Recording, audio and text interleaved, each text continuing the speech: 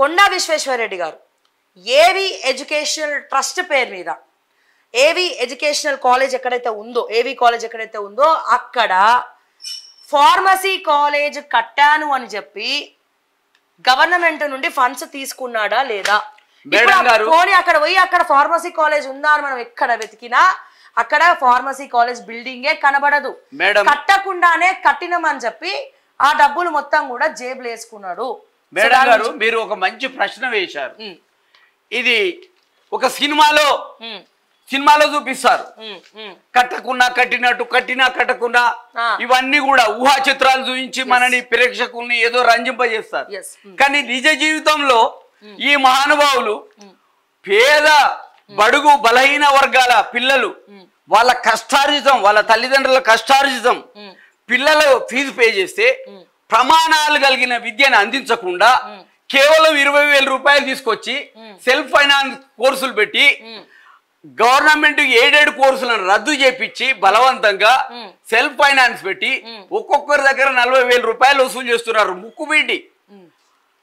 ముక్కుబిడ్డి వసూలు చేసి సరైన విద్యా విధానం అందిస్తున్నారా? ప్రమాణాలు కలిగిన విద్యని అంటే బీద బడుగులు బలహీన వర్గాలకు అది కూడా అందిస్తలేరు. అసలు ఇది ట్రస్ట్ అన్న విషయం, ఏవి కాలేజ్ ట్రస్ట్ అన్న విషయము, ఇదంతా జరిగిందన్న విషయము అక్కడ చదువుకుంటున్నటువంటి స్టూడెంట్స్ కి కానీ ఎవరికి కూడా తెలీదు. ఇన్ఫాక్ట్ నేను స్పెసిఫిక్ గా ఒక అప్లికేషన్ బయట పెట్టబోతున్నా. ఈ ఫోటోలో ఒకసారి జూమ్ పెట్టండి. ఈ ఫోటోలో ఉన్న వ్యక్తి ఎవరో మీరు ఐడెంటిఫై చేయగలుగుతారా? ఈ ఫోటోలో ఉన్న వ్యక్తి ఎవరో మీరు ఐడెంటిఫై చేయగలుగుతారా? మీరు ఐడెంటిఫై చేస్తారా? మేము చేస్తాం మేడం. చెప్పండి ఎవరైనా. ఎందుకంటే మా కళాశాల ఆంధ్ర విద్యా కళాశాలలో విద్యార్థిగా 2/7/1992లో టీసీ తీసుకొని ఇప్పుడున్న గౌరవ ముఖ్యమంత్రి గారు విద్యను అభ్యసించారు BA కోర్సులో. ఆనాడు ఆయన ఆ కళాశాలలో చదువుతున్నప్పుడు ఆయనకు ఎంతో ఉన్నతమైన ఆశయంతో ఆనాడు కళాశాల ఉన్న పరిస్థితి.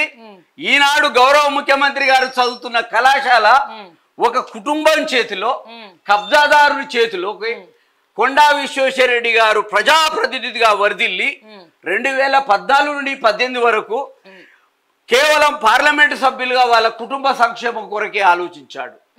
ప్రజల గురించి ఆలోచించలేదు.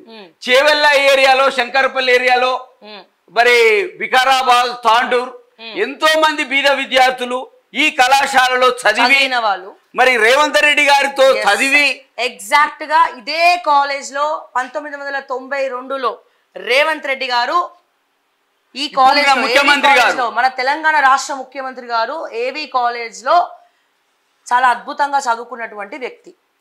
సో నేను రేవంత్ రెడ్డి గారిని అడుగుతున్నా, మీరు చదువుకుంటున్నటువంటి కాలేజీని కానీ ట్రస్ట్ని కానీ కాపాడాల్సినటువంటి బాధ్యత మీ పైన ఉంది. ఈ విషయాన్ని మీ దృష్టికి ఓకే టీవీ ఎక్స్క్లూజివ్గా తీసుకొస్తుంది. మీ కాలేజ్ని ఆ ట్రస్ట్ మెంబర్ల నుండి కాపాడండి. ఇది ఒక ఎయిడెడ్ కాలేజ్ అంతే కదండి. ఎయిడెడ్ అంటే ఏంది? గవర్నమెంట్ నుండి యూజీసీ నిధుల వల్లనే ఒక 10-12 PG కోర్సులు, ఒక లా కాలేజ్ అసలు పెట్టొద్దు ఆ క్యాంపస్ లో. వాళ్ళ సులభాలకు కేవీ రంగారెడ్డి పేరు మీద లా కాలేజ్ పెట్టి ఆ క్యాంపస్ ని విద్యార్థులకు చదువుకోకుండా చాలా ఒత్తిడిలకు గురి చేస్తున్న పరిస్థితి వాళ్ళ స్వార్థానికి. అయితే కేవీ రంగారెడ్డి లా కాలేజ్ బదులు సురవరం ప్రతాపరెడ్డి గారు కూడా అడ్వకేటే ఆ రోజుల్లో. రాజాబహదూర్ వెంకటరామారెడ్డి గారు అడ్వకేట్ గా కాదు, మీరు సామాజిక సేవ చేయాలని ఇటువైపు తీసుకొచ్చారు. మరి అంతకన్నా ముందు ఆయన పేరు మీద పెట్టొచ్చు కదా లా కాలేజ్. ఆయన మద్రాసులో చదువుకుని వచ్చారు లా కాలేజ్ లో. మరి ఆయన పేరు మీద మరి లా కాలేజ్ లేదు, ఏ కాలేజ్ లేదు. కేవలం వీళ్ళ కుటుంబ సభ్యులు కాబట్టి స్వార్థంతో కేవీ రంగారెడ్డి కాలేజీ ఆ క్యాంపస్ లో పెట్టొద్దు. రేవంత్ రెడ్డి గారు చదువుకుంటున్నటువంటి కాలేజ్. ముఖ్యమంత్రి గారు నేను ఇది మీ దృష్టికి తీసుకొస్తా ఉన్నాను. మీ కాలేజ్లని దయచేసి కాపాడండి.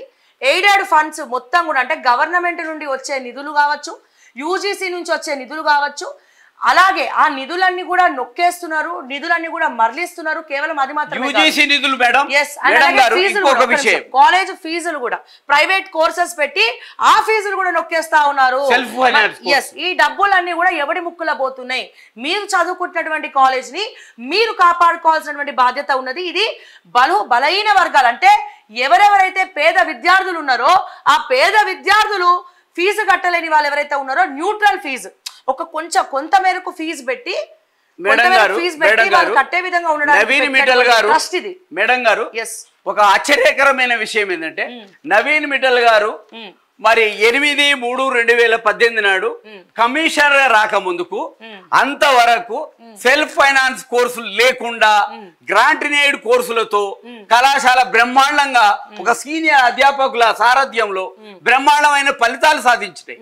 వాళ్ళ యొక్క స్వలాభాలకు దాన్ని ఒత్తిడి తీసుకొచ్చి నవీన్ మిట్టల్ గారు స్వార్థంతో ఈనాడు పేద బడుగు బలహీన వర్గాల విద్యార్థులు అంతకుముందు ఉన్న బిఏ కోర్సుకు గ్రాంటినేట్స్ కోర్సుకు 1500, బీకామ్ కు 2500, బిఎస్సికి 3000 ఉన్నది. ఇవాళ ఒక్కొక్క పిల్లవాని దగ్గర పేద వర్గాల ముక్కుబండి పిల్లల దగ్గర 40,000 రూపాయలు వసూలు చేస్తున్నారు. అయితే అంత నవీన్ మిట్టల్ గారు రాకముందుకే 4 సార్లు సిసిఈ వారి ఆడిట్ రిపోర్ట్స్ వచ్చాయి. చర్యలు చేపడతామన్నారు. మేనేజ్మెంట్ దుర్వినియోగ అక్రమాలు జరిగినాయి. ఒక దాత మహాదాత ఎన్జి రంగా యూనివర్సిటీ పూర్వ వైస్ ఛాన్సలర్ గా రిటైర్డ్ అయ్యాడు. ఆయనకు అగ్రికల్చర్ అంటే వల్లమాలిన ప్రేమ రఘుత్తం రెడ్డి గారు. ఆయన భార్య పేరు మీద జన్నారెడ్డి సరోజినీ దేవి ఆడిటోరియం అని 1979లోనే దాదాపుగా 50 లక్షల రూపాయలు ఖర్చు పెట్టి ఏవి కళాశాల విద్యార్థులు ఉపయోగించాలి, అగ్రికల్చర్ వ్యవసాయం చేసే శిక్షణా శిబిరానికి ఉపయోగపడతాయి ఒక మహా ఉన్నతమైన ఆలోచనతోని అక్కడ ఆడిటోరియం స్థాపిస్తే ఆయన ఏదైతే ఆడిటోరియం ఉందో దాని ఈనాటి వరకు ఎలాంటి రెనోవేషన్ లేకుండా వాళ్ళు ఆ ఆడిటోరియాన్ని ప్రభుత్వ నియమ నిబంధనలకు తుంగలో దొక్కి ఒక ప్రైవేట్ వ్యక్తికి ఆర్సి రెడ్డి కోచింగ్ కు గత 12 సంవత్సరాలుగా వాళ్ళు జీరో వ్యాపారం చేస్తున్నారు. విద్యార్థులకు ఆ నిధులు ప్రభుత్వ నియమ నిబంధనల ప్రకారం ప్రైవేటు వ్యక్తులకు కళాశాల జాగని రెంట్కి ఇవ్వద్దు. దానికి విరుద్ధంగా ఆడిట్ రిపోర్ట్స్ కూడా చెప్పినాయి. సిఏజీ ఆడిట్ రిపోర్ట్ కూడా తప్పు పట్టింది. అయినా వాళ్ళు ఇప్పటికి కూడా ఈ రోజు కూడా మీరు చూడొచ్చు మేడం. ఇక్కడ ఒక క్వశ్చన్ అడుగుతా, మా ప్రేక్షకులు అడుగుతారు, మరి ఇన్ని రోజులు ఎక్కడ పోయినరు మీరు జలంధర్ రెడ్డి గారు? ఇన్ని రోజులు ఎందుకు చెప్పలే? మీ మీద కేసు ఎందుకు పెట్టారు, ఎఫ్ఐఆర్ ఎందుకు పెట్టారు? మీరు దీనికోసం ఎన్ని రోజుల నుంచి ఎన్నేళ్ల నుంచి కొట్లాడుతున్నారు? ఒకసారి ఇవన్నీ కూడా వివరాలు. ఎందుకంటే నేను 2013లో విద్యార్థులు ఎందుకంటే నేను బడుగు బలహీన వర్గాల విద్యార్థులు చదువు కొరకు మానీయులు రాజాబహదూర్ వెంకటరామారెడ్డి, సురవరం ప్రతాపరెడ్డి, మాడపేట హనుమంతరావు ఈ కళాశాలను స్థాపించారు బాబు అని వాళ్ళందరికీ నేను ఎడ్యుకేట్ చేశా. అంతకుముందు అందరికి ఎవరికి తెలియదు. ఈ తెలంగాణలో చాలా మందికి ఈ కళాశాలని కేవీ రంగారెడ్డి కుటుంబమే దీన్ని అభివృద్ధి చేసింది అనే విషయాన్ని నేను ఆ మహానుభావుల సేవా దృక్పథంతో చేస్తే వీళ్ళ కుటుంబ కబ్జాలోకి వెళ్ళిపోయిందని విద్యార్థులకు ఎడ్యుకేట్ చేసి ఇవన్నీ నా వంతు కర్తవ్యంగా ఈ తెలంగాణ గడ్డకు సేవ చేసిన మహనీయుల యొక్క అనేకమైన మహనీయులు చేసిన సేవల భాగంగా నేను సెమినార్ నిర్వహించాను. నా తెలంగాణ భాషా సంస్కృతి మండలి 2000 సంవత్సరంలో స్థాపించాను. నా వంతు కర్తవ్యంగా నేను 2009లో ఆనాటి వ్యవస్థాపక కార్యదర్శి సురవరం ప్రతాప్ రెడ్డి మీద మార్చి 2009లో మార్చి 6, 7 2 రోజుల జాతీయ సదస్సు ఘనంగా నిర్వహించిన ఆనాటి స్పీకర్ కేఆర్ సురేష్ రెడ్డి గారు వచ్చి ముఖ్య అతిథిగా సభ ప్రారంభించారు.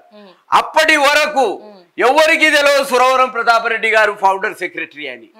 అది దాని వల్ల వాళ్ళకు ఒక నా మీద ద్వేషభావం ఏర్పడింది కొండా ఫ్యామిలీకి.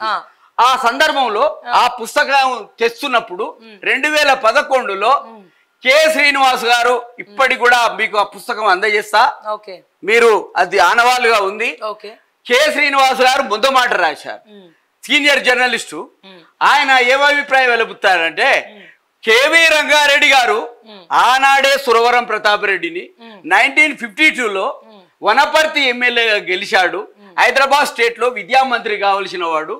కేవీ రంగారెడ్డి గారు అధిష్టానం ఢిల్లీని ఆమోదం చేసుకుని స్వర్గీయ బురుగుల రామకృష్ణారావు గారు బేగంపేట ఎయిర్పోర్ట్ లో దిగగానే తన అల్లుని మేనల్లుని అక్క కొడుకుని మరి చెన్నారెడ్డిని 27 సంవత్సరాల వ్యక్తిని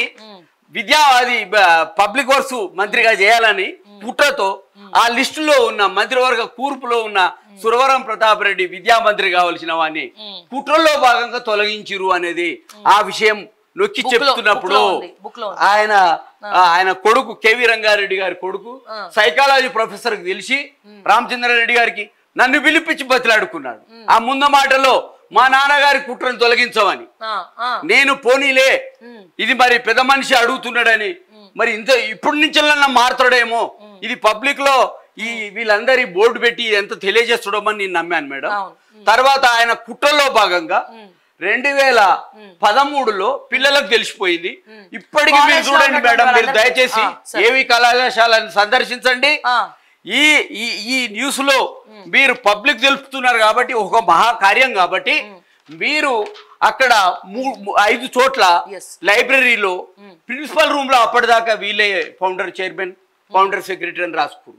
సురవరం ప్రతాపరెడ్డి, రాజబహదూర్ వెంకటరామారెడ్డి, మాడ పడమంతరావు ఈ సైజులో పెద్ద బోర్డులు చేయించి నేను నా సొంత మనీతోని 50,000 ఖర్చు పెట్టి అక్కడ అందరికి చాటు చెప్పేదాన్ని. సురవరం ప్రతాపరెడ్డి గారి చిన్న కొడుకుని తీసుకొచ్చి ఆయన మెమోరియల్ స్మారక ఉపన్యాసం ధర్మంగా అవన్నీ ఆవిష్కరింపజేసినాం. ఆనాటి కార్యక్రమంలో నందిని సిద్ధారెడ్డి గారు, అమ్మంగి వేణుగోపాల్ గారు, శివారెడ్డి గారు, ఎల్లూరు శివారెడ్డి గారు.